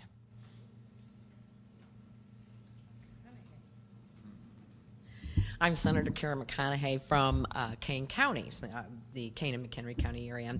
First, I want to thank Governor Rauner for as Senator Raoul said, almost day one made a very strong commitment to criminal justice reform here in Illinois, and as a result formed the commission, which I am proud to serve on with many of my colleagues. I also, I think this is I think many of us, and I hold my colleagues in high regard. I have immense respect for their dedication. I share their commitment to changing the policies in Illinois that offer unnecessary incarceration, offer dead ends for so many people. People make mistakes. People make mistakes all the time.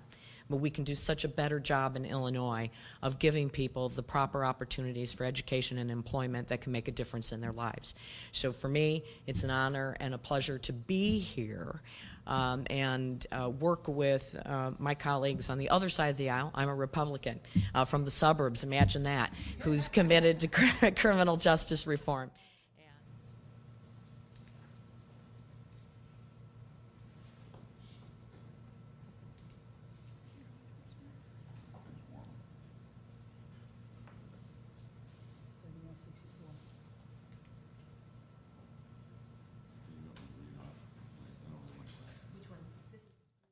Next, from Springfield, Illinois Channel contributor Lisa Badger talks to doctors Nicole Florence and David Sandercock of Memorial Medical Center about what those 40 and older can do to improve their health and fitness. This runs about 7 minutes.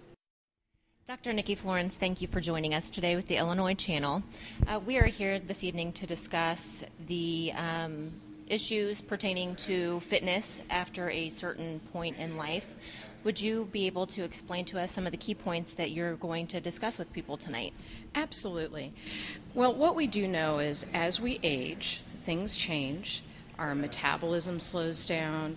Unfortunately, we might start to gain weight or have other changes medically that might affect our health overall.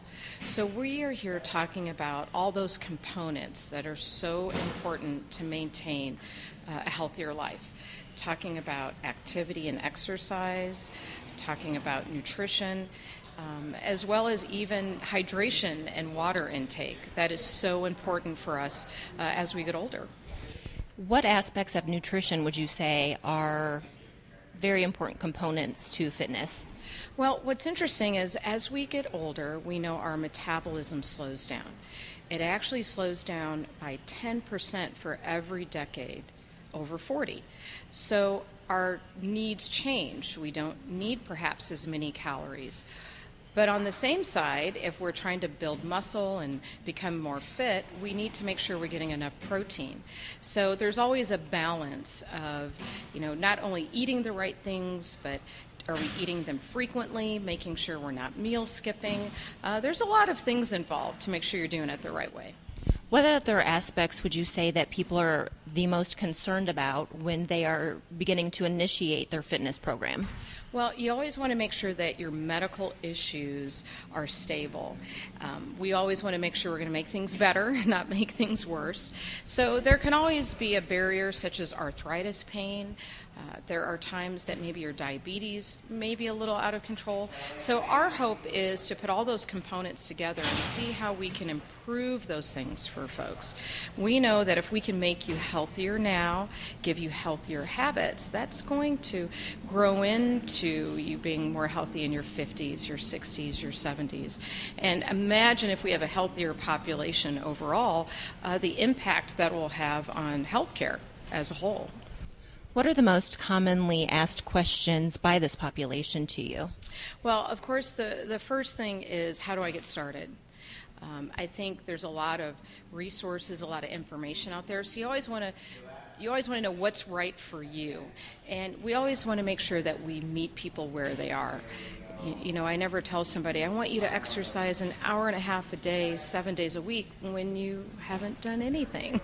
So how do we gradually do what is necessary to get you to your goal? So those are some of the things we'll talk about. Also joining us this evening is Dr. David Sandercock, also of Memorial Physician Services. Dr. Sandercock, what would you say are some of the main components that you would like to address this evening? One of the things that I'll be talking about this evening is metabolism and how metabolism affects our ability to be healthy. This talk is a nice segue into the program that Sports Care is putting on through the generous help of the YMCA and Memorial Medical Center. But I think probably the biggest take-home message that I would like for people to have is that in all of this, planning is probably the most crucial aspect. I think if people don't sit down and plan how they're going to make the changes that they want to make, none of the changes happen. What would you say are the most commonly discussed hesitations with the population in implementing a new fitness program? I think the biggest thing that people complain about is time.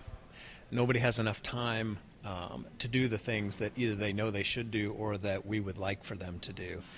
And absolutely time is a barrier for all of us, but then, as I mentioned, it gets back to planning. If I really want to do this, how am I going to plan my day so that I have that time? And that involves prioritizing. If I am a priority and these changes are really important to me, I have to figure out how to get it done. What else would you like to discuss with the population who is beginning to implement a fitness program over the age of 40 or so, or even later in life in their 50s or 60s? You know, I think A would be that it is doable. All of us can do it. And B would be that I think the best way to go about this is through slow, steady change. I think if you try to jump into things feet first, ultimately, for some reason, you will stop. And if you can do things on a slow, incremental basis, you're more apt to be able to repeat those things over and over again and therefore be successful. Taking on this type of prospect can be daunting for some. Is it more a matter of simply working out or nutrition, or is it a combination of both that can help? I think that's a great question. I think it's a combination. Most people would probably admit that they eat some things that they could probably do without, and I think healthier eating habits absolutely are the biggest part of this process. If you're not putting in healthy things that your body can use, it will be near impossible to lose weight. And the second part of it is the activity part. So we talk about exercise, and the hard thing that we have to try to manage in our practices is when we say the word exercise, are we going to scare people away? And so what we really want people to hear when we say the word exercise is activity. We want you to increase your activity. There are times in the day when you set aside maybe 30 minutes to exercise or be more active. I don't care if that's a brisk walk or if you can run or ride a bike or swim. But then during the day, can you find ways to be more active? Instead of using your remote control, can you get up and walk over and change the channel? When the commercial comes on TV, can I stand in place and walk instead of just sitting there? Can I take the stairs instead of the elevator? So I think you have to do both, but you don't have to kill yourself exercising to get your activity level in to the point where you're burning calories to lose weight. Thank you for joining us. Thank you.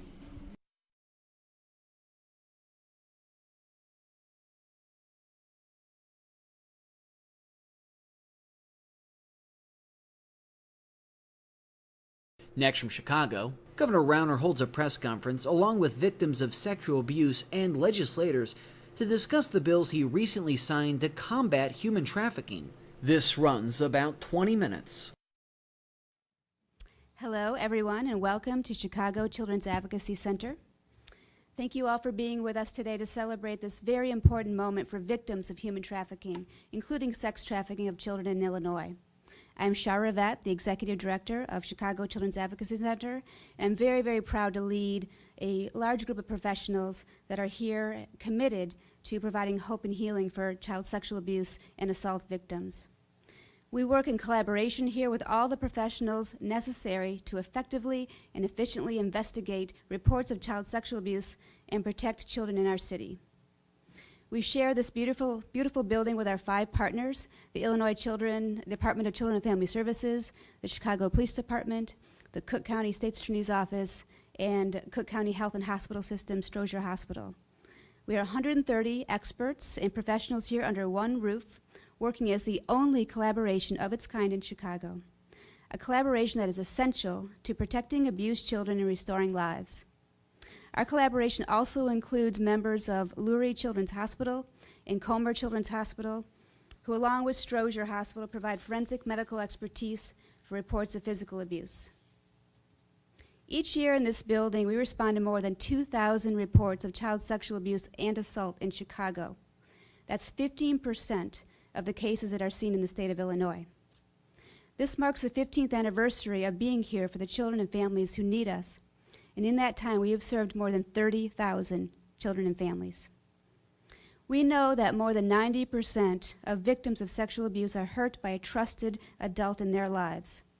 We also know that victims of sexual abuse are more vulnerable to becoming victims of sex trafficking, both as children and as adults. Children who are wards of the state are also more vulnerable to becoming trafficking victims, as are children and young adults who are transgendered, gay, lesbian, or bisexual. The state of Illinois took a monumental step in 2010 by passing the Safe Harbor Law, decriminalizing child prostitution and doing away with the term altogether. The Cook County Human Trafficking Task Force was created to combat this serious issue, along with other forms of human trafficking. As one of the members of the Cook County Human Trafficking Task Force, we understand that it takes a collaborative, multidisciplinary effort to identify victims, effectively respond, and provide protection and intervention for all those who are victims. We are grateful to Governor Rauner and the bill's other legislative champions for taking action to support these children, our children, and all victims of human trafficking that are in desperate need of intervention. Thank you, Senator McConaughey and Representative Bellock, for being two of those champions and for being here today. We are eager to collaborate with our colleagues across the state so that we can all better serve these victims throughout Illinois. Again, thank you to the leaders who have made this legislation possible, so that together we can create a statewide system of response that can effectively intervene with human trafficking and ensure the most vulnerable victims are provided the care they need. Thank you, and I would like to now introduce Julie Woodley. It's a pleasure to be with all of you. I am the founder and director of Restoring the Heart Ministries, and I am a trauma therapist.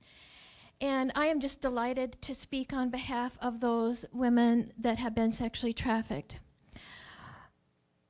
I was sexually exploited by my father in the mountains of Montana. He was a very wealthy man and was also president of Rotary and would bring wealthy businessmen into the community, and I was a product of sexually trafficked to those men. I know just enough to know what it feels like to be sexually abused by so many, sold by my father to the neighbors as a sex toy and other men, enough to know the images that are so horrific that you lock them away tight, enough to know the feelings of being trapped, feeling like a commodity, used goods, to be sold, feeling the worthlessness of being used by him and by other men. Big hands, big men, everything big. I'm small, I'm tiny, I have no voice, I'm speechless, and I'm gagged. Maybe I can disappear. Maybe if I can work hard, I can pay my own way. Won't have to be sold. So I scramble to work and work, out of breath, out of strength. Don't rest, you'll look worthless. So I take hot steaming baths as my tears flow and scrub until my skin is raw. To get rid of the filth left by big men, maybe I can scrub myself away. Scrub, scrub, scrub their touch away. The house becomes a war zone. Violence reigns. My head gets hit across against the fireplace. I'm threatened with guns. Slam, slam, scrub me away. I leave at 18, the day after I graduate from high school. Walk the 2 miles with only the clothes on my back, never to return. Scrub, scrub, make it all go away. I hit the street, selling myself sexually for a meal, a place to sleep, arms to hold me, a blur of men. Wash it all away. Scrub, scrub. One night, I planned to take my life, take it all away.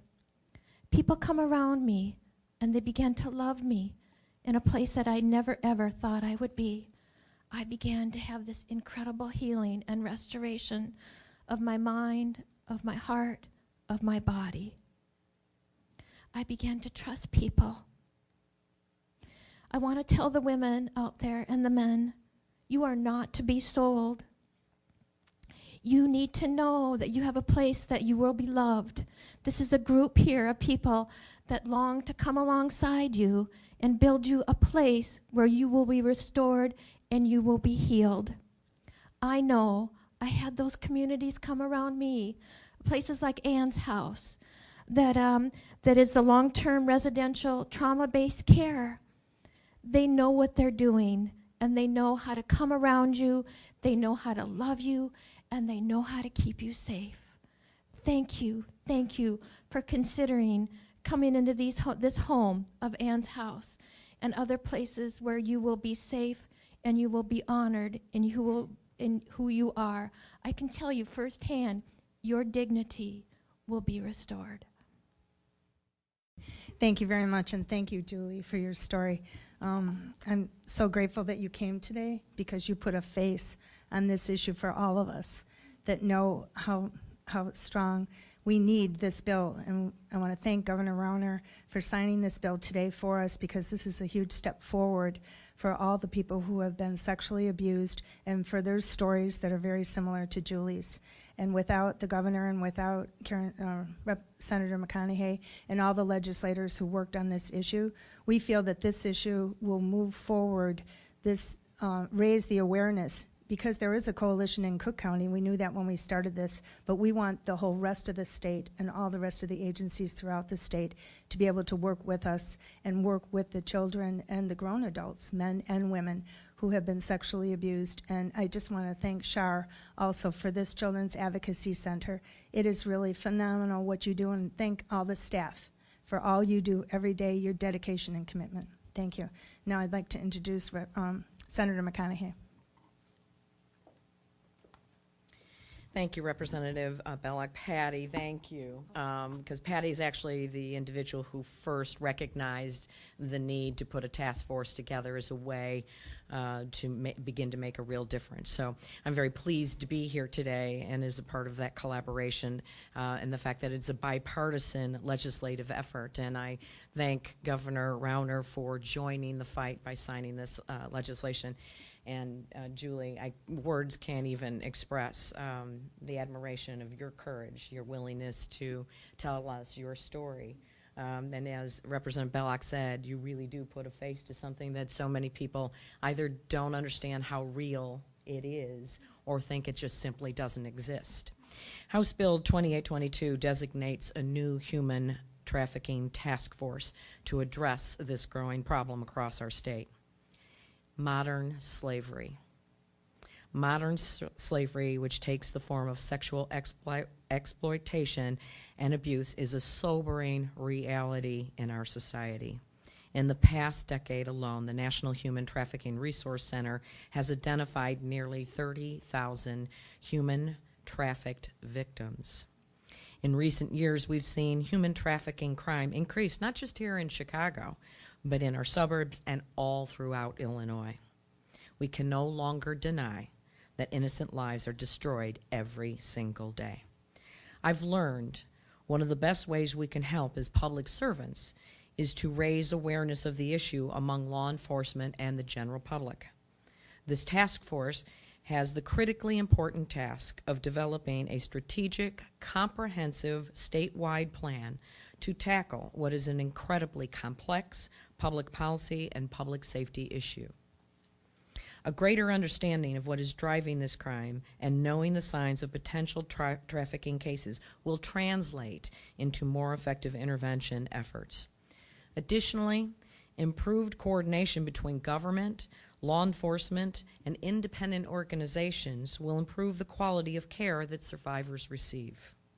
This task force is just a first step, but it is an important first step we are taking here today.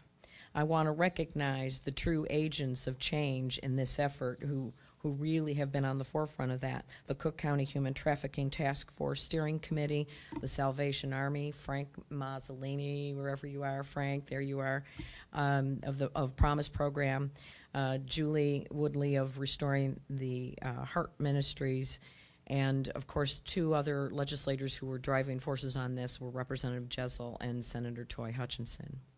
I look forward to moving this task force forward, which I am certain will translate into increased public awareness, better collaboration in the fight against human slavery, and better quality of care and recovery for victims of this heinous crime. I want at this time to introduce the newest champion of an effort to eliminate human trafficking, Governor Rauner.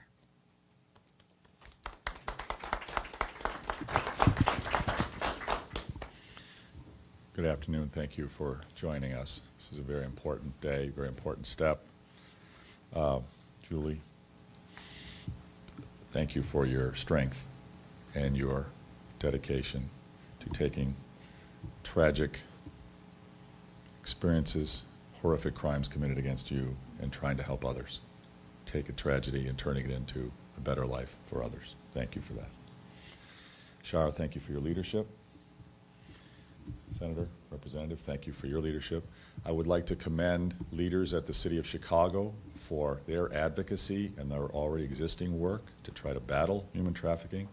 I'd like to thank the leaders in Cook County for their efforts to battle human trafficking. We need to take those efforts, support them, expand them, and take them statewide. Illinois, we are blessed in the sense we are a center of transportation, we're a center of immigration, we're a center of commerce, and as a result, we have people coming, going, moving, and many of them are vulnerable. Many of them have language barriers, many of them have economic hardships, many of them have emotional challenges, and human traffickers can take advantage of them. And we cannot let this happen. It's a growing problem, and it is horrific, ugly, outrageous cruelty, outrageous crime. And we've got to take every action we can to stop it. That's what this bill takes an important step to do. It forms a task force of legislators, leaders from the Chicago Regional Human Trafficking Task Force, our director from the Illinois State Police, brings them together with an effort to be comprehensive and recommend strategic, impactful solutions we can take statewide to put an end to this horrific crime. The goal is to have this task force make its recommendations by next summer, with a complete plan put in place by June of next year. It's an important step.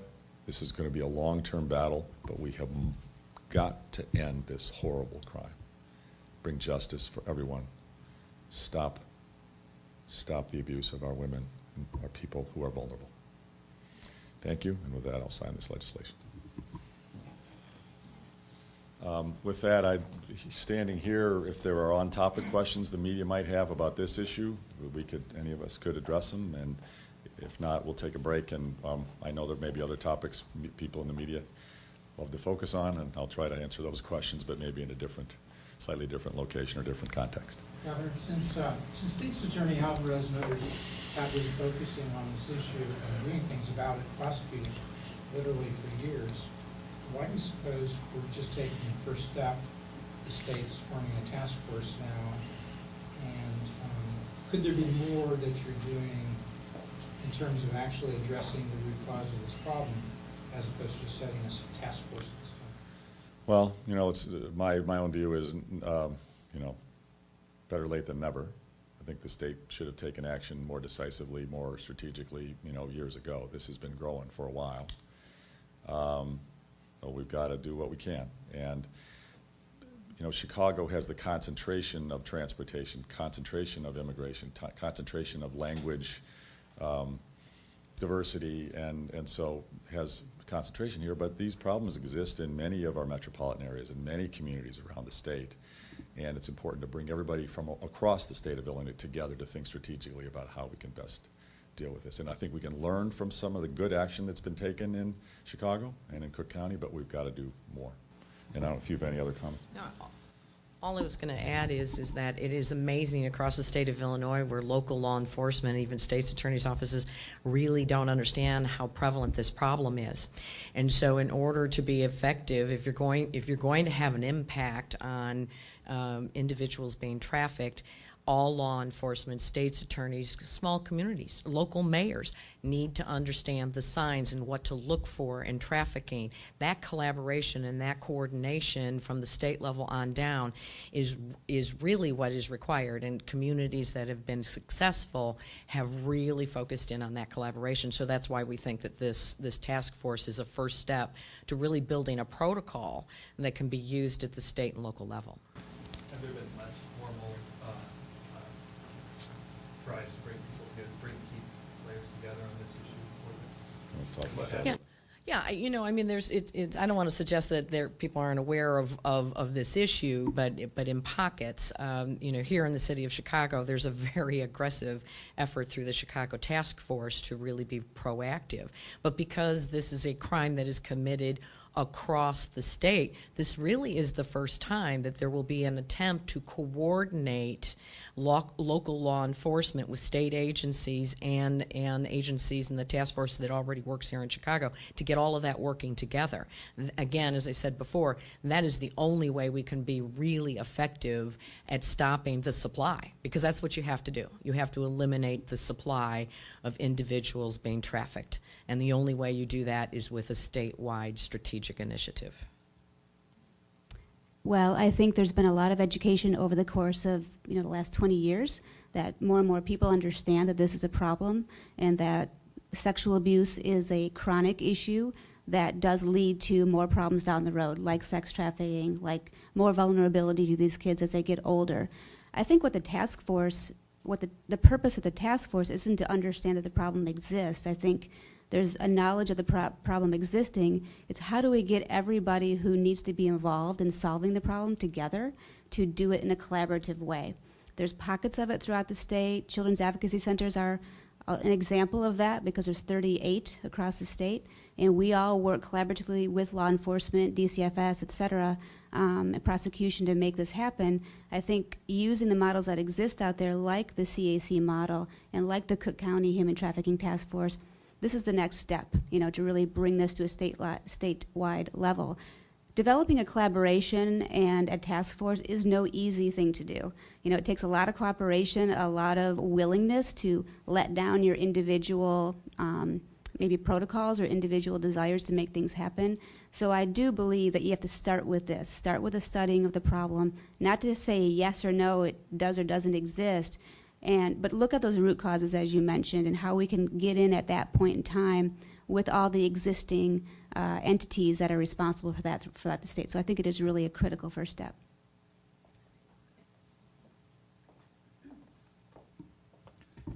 I'd like to address that issue, just giving an example of what we've done on heroin. Because 7 years ago, there was hardly anybody in the state that realized heroin and opioid usage was a problem. We took that on. We had a task force. We ended up with the biggest reform in heroin, the bill, I think it was Senate Bill 1. The governor was all for that. And we raised the awareness and started to address the issue. Now we have county-wide associations working on it, DuPage, Cook, all together. But that issue now is on the cover of every single magazine, every single legislature throughout the country. And that's how things happen. And I think that this will happen with human trafficking, because you could probably sit around a table down in central Illinois or southern Illinois, and yes, they know about human trafficking, but they don't know to the extent, and they don't know what agencies are working towards it. So I think the heroin issue is a great example of that, because 5 years later, everybody in Illinois is talking about that problem, and not just talking about it, they're addressing the issues with it, and so has our legislature under the governor. Thank you.